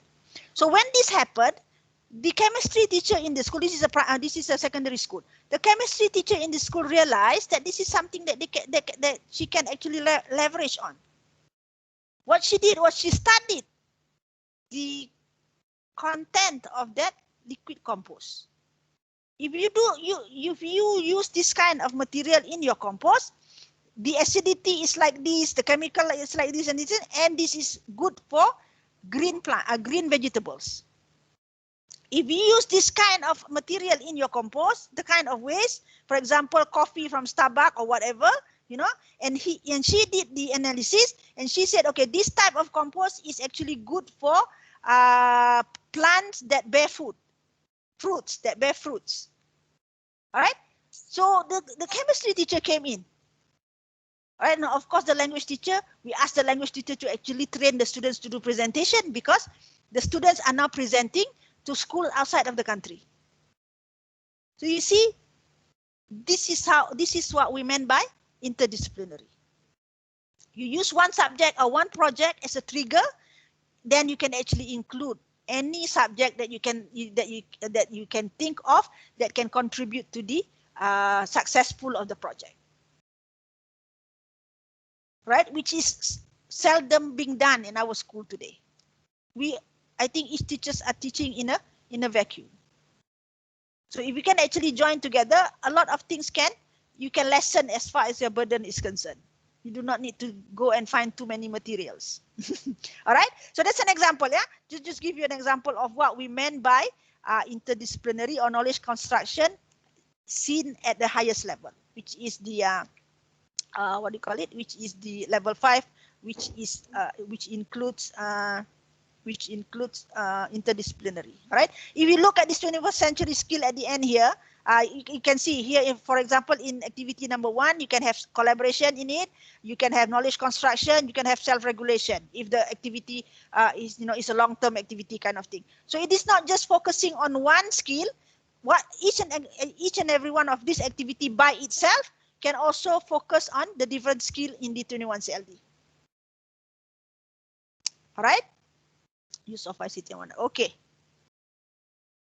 I think I do not want to go on further, because then I won't have time to finish it. So I have just given you an example, example of two of the skill, which is collaboration and also knowledge construction. And how do you apply the rubrics in your teaching and learning process, in your lesson plan, in your classroom, and how you will answer question number 3 of the MIE nomination form.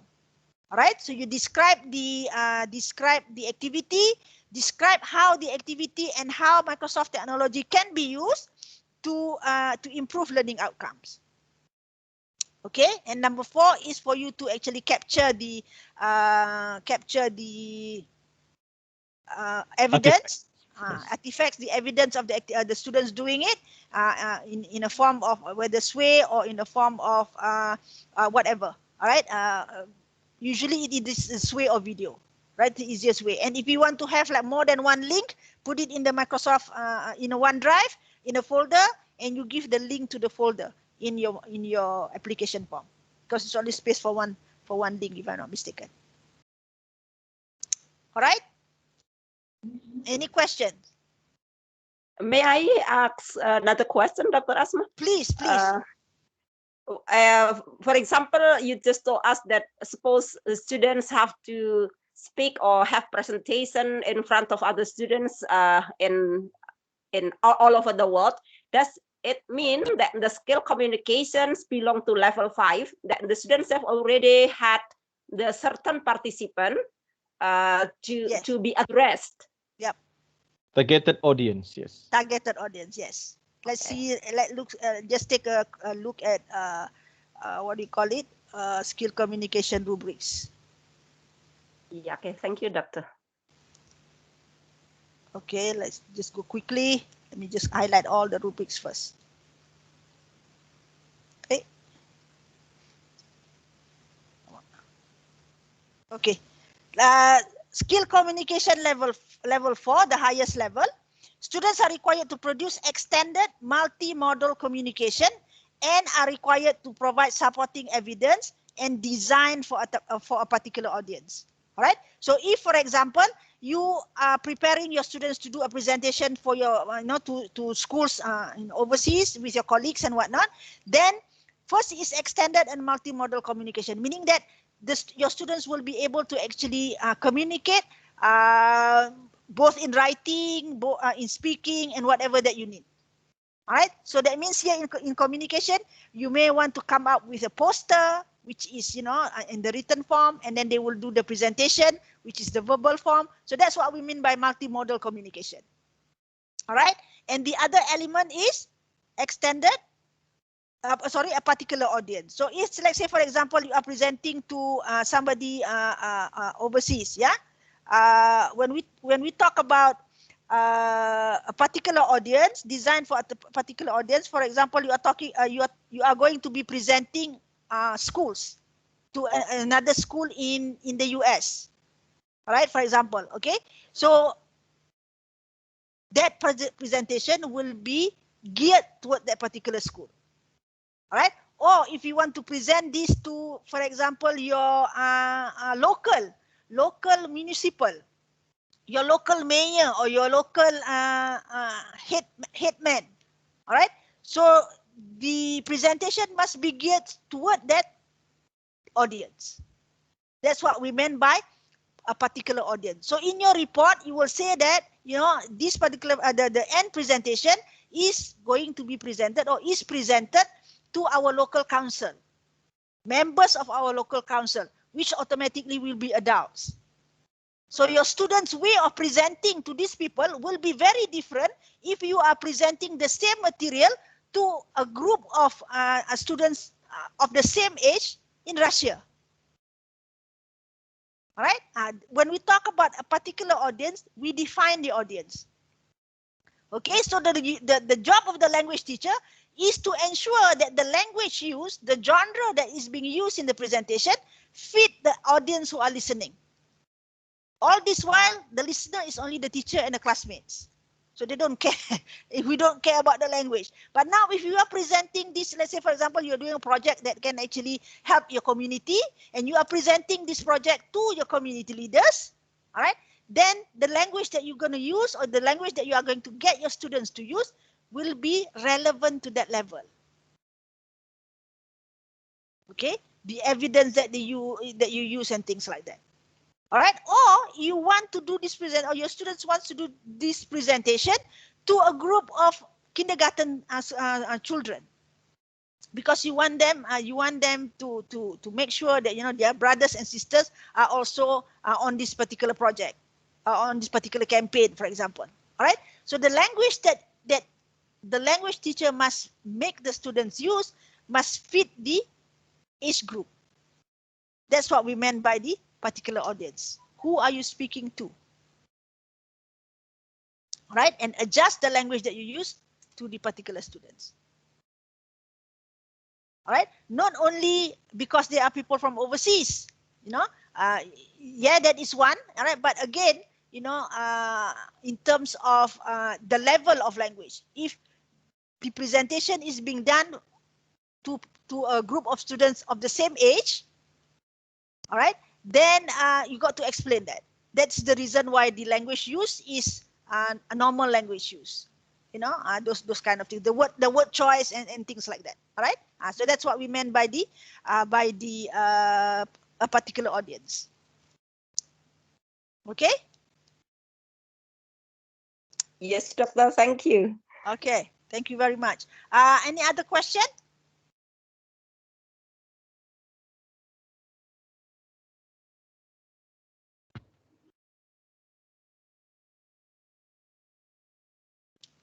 I don't think there is another question, Doctor. Okay. All right, let me see.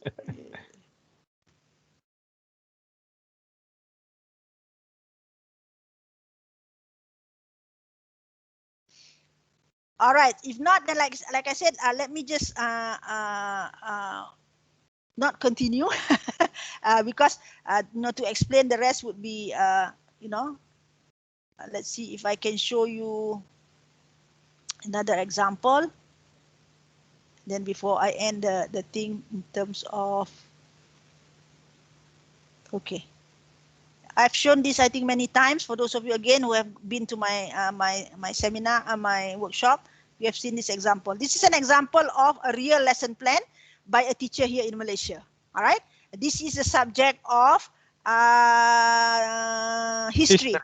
History, yeah, history, and it is on the monarchy, institusi raja, which is the king, yeah, the monarchy, yeah, and the objective is stated here and all, and the main objective is for the students to get to know or to be able to list the different other countries that is still practicing the monarchy. All right, other countries in Asia.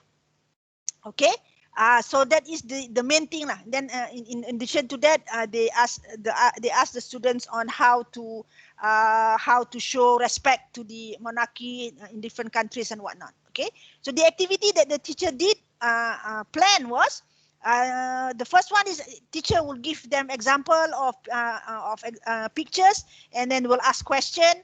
The teacher will show a video on Sistem Beraja, the Asian monarchy, and a little bit of activity where the students call it match matching the activity card and whatnot, then things like that. So here, most of the work were done by the teacher. All right. So if we were to actually use the rubrics to code this particular lesson, all right, in terms of collaboration, level 1, no collaboration happened. In terms of knowledge construction, level 1, no knowledge construction is happening here. All right, because again, most of the work is done by the teacher, very teacher centered. All right, so how can we take this same activity, same lesson, same objective, and how do we actually tweak it so that we can actually include all those 21 CLD thing inside? All right, again, this is an example from me. It is not the only way of doing things, but to just show you, all right, an example. So instead of teacher giving everything, we get the students to do the work, right? So for example, the first one, we get the students to identify the Asian countries first, because we do not know whether the students actually know what are the Asian countries. ASEAN maybe lah, because our neighbors, but Asian country, all right? So we don't actually know. whether our students have that kind of information or not. So in order for us to find out, we just ask them, if there is a world map in our classroom, or if there is a globe in our classroom, we can just ask the students to go and identify what do you think of all these countries here? Which one do you think are the Asian countries? All right. Theory of education. You move from the unknown to known. You move from the known to unknown. All right.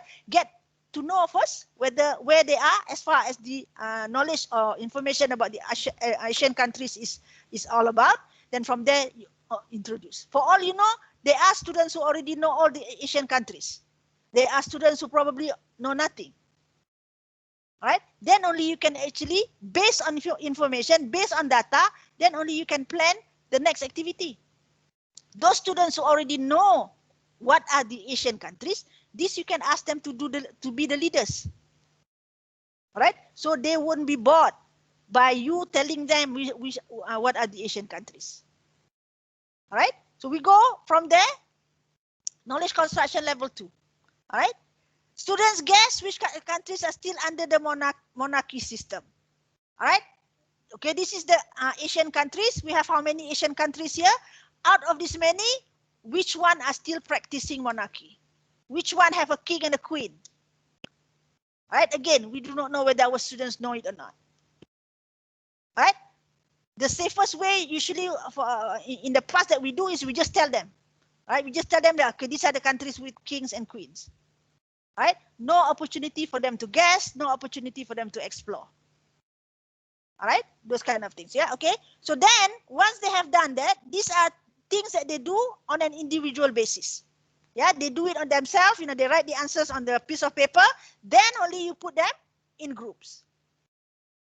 All right. So if you are using Microsoft Teams, if you are using technology, in Teams, you can have breakout rooms, you can have channels, and in that channels, in the breakout rooms, they can compare each other's answer. They can discuss amongst themselves, because remember, each and every one have their own answer that they bring into the group. Then, with that answer, they have something that they can discuss on. All right. They do the discussion, and then they will decide on which is the correct answer. All right. Then you ask them again to go to the internet. If you have the access in the classroom, go to the internet, find out about the Asian countries with monarchy, and compare your answer and the answer from the internet. If you do not have an internet, then you come up, or the teachers can provide the answer. They will compare your answer and the answer that they obtain in the group. Then they can say, oh, okay, I was right. Then they can fight among themselves and say, itulah, jawapan aku yang betul. The kind of thing. So this is a learning process. And something that like this, they can actually remember for a long time. All right. So then you can actually, like here, to just cut things short, I use the jigsaw technique in order for them to look at the Asian countries with monarchy, look at whatever that is required. So in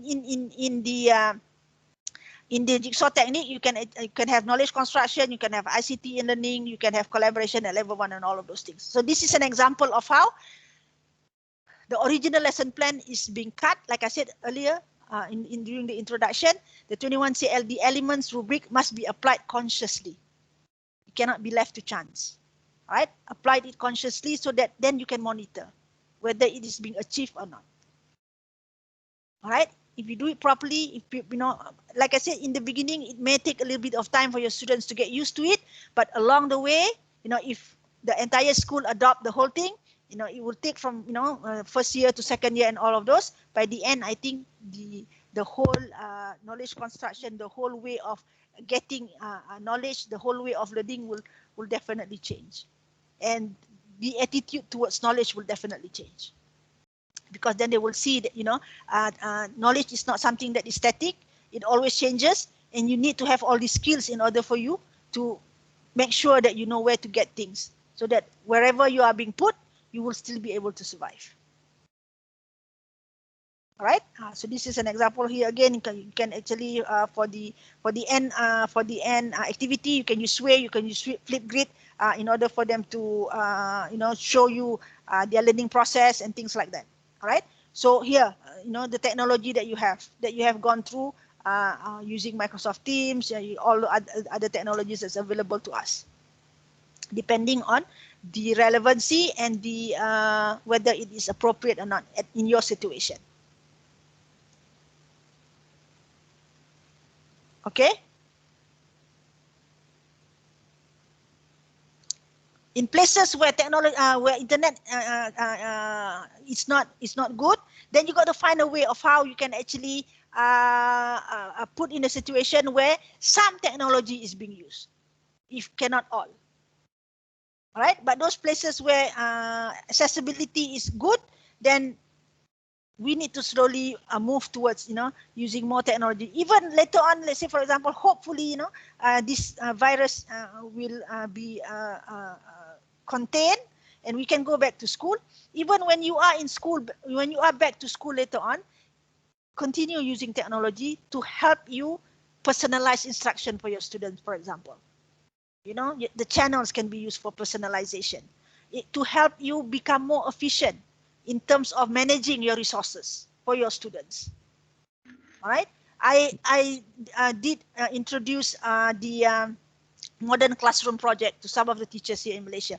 That is actually another way of a good example of how technology can actually be used to tackle teaching and learning of a heterogeneous class, a class where we have a lot of different levels of students, so that we will not board the go-getters, the very active, very fast students, and we do not leave behind the struggling students.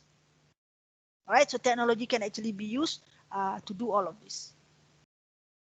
All right, Microsoft technology, we have a lot of it in there. You just need to find out which one to use when. Okay, all right. 1 minute left. I have to. Okay, as a reward for attending the session today, first of all, I still need you to actually help me with this survey. Can you take a minute to do the survey in the Microsoft MEC? But you can just go scan the QR code or that URL. Right, just 2 minutes. Answer the question. There's probably 6 questions there, and if you want to write something, you can also write something feedback in the section. All right. I'll give you just 1 minute lah, 1 minute. Oh, yeah, we already.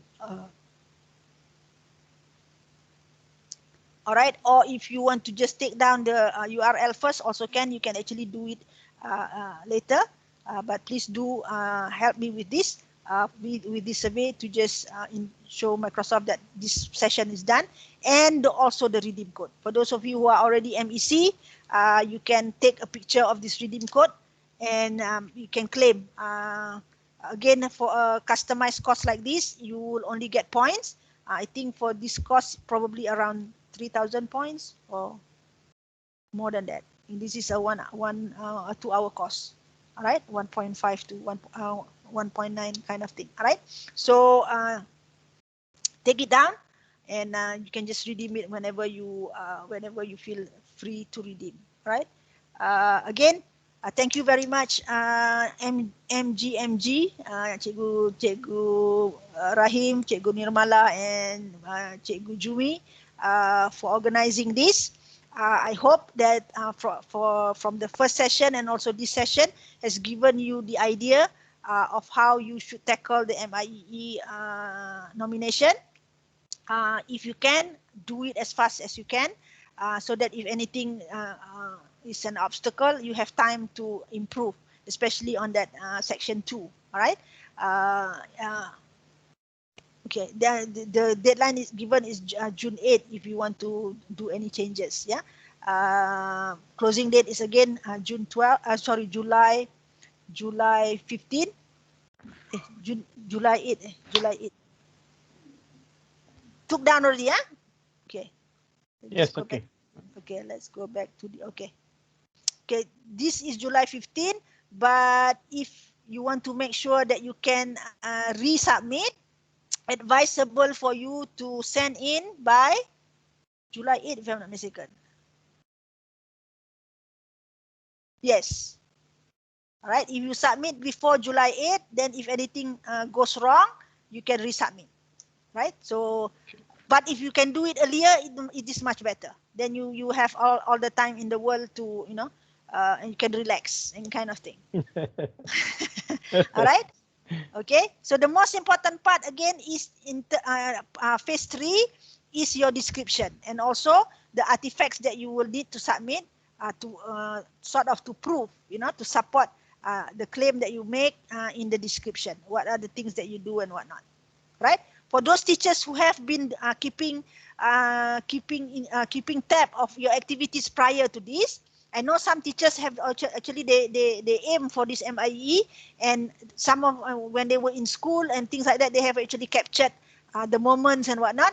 You can use that. For those teachers who do not have it yet, then you need to implement your lesson plan before July 8, so that you can actually submit your self nomination by that time.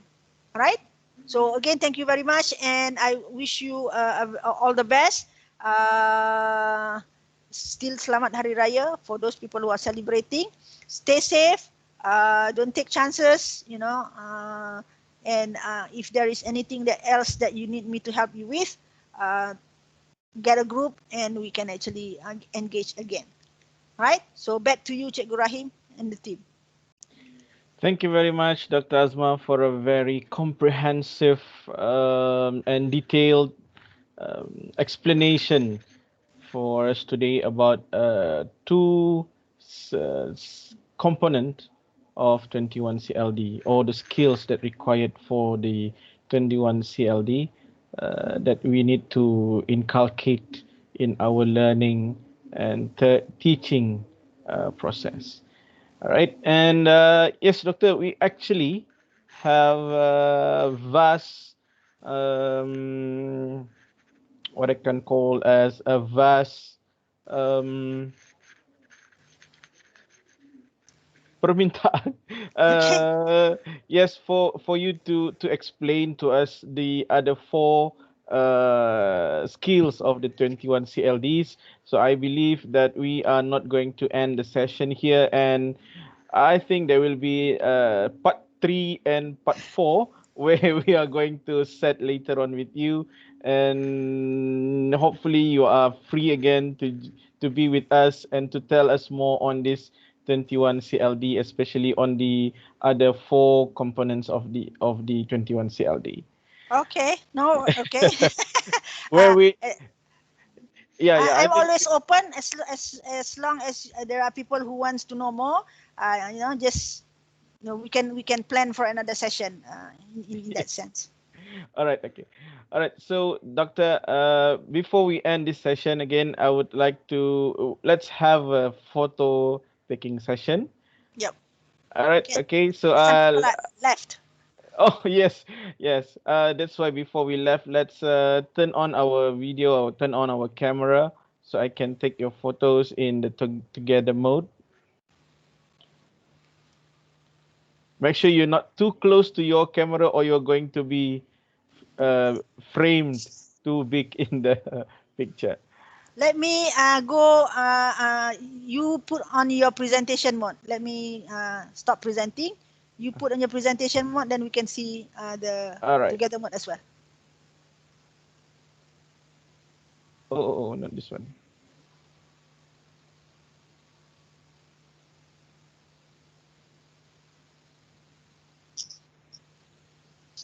All There right. you go. Okay, I'm going to stop highlighting you, Doctor. All All right. right. Right. Okay, so you can also screenshot your monitor. All right, so I'm going to screenshot now, and everyone look at your camera and smile in 3, 2, 1. Okay. All right, let me paste this somewhere. All right. All right, and let's have one more shot. Wait. Again, it went to this one. Okay. Okay. One more. Can I have a thumbs up from everyone? Okay, and a big smile in 3, 2, 1, smile. Okay, thank you. Thank you, everyone. All right. Thanks, everyone. Stay safe. See you soon. Yeah. Okay. I want to say thank you from Taiwan because Oh, recently, yeah. Hello, Mimara, hello. Ah, man. hi, hi. Thank Hi. you for joining us all the way from Yeah. Taiwan. I'm so happy. Yes. Yeah. I just want to share that my appreciation, and also I want just give you some update from Taiwan because in Taiwan we just all year COVID-19 we haven't locked down, the school still regular, but yesterday we have more cases, so it's the first time in the history our student and teacher are forced to learn the remote learning from at home. So I really pay admiration and respect to all your Malaysia educator. I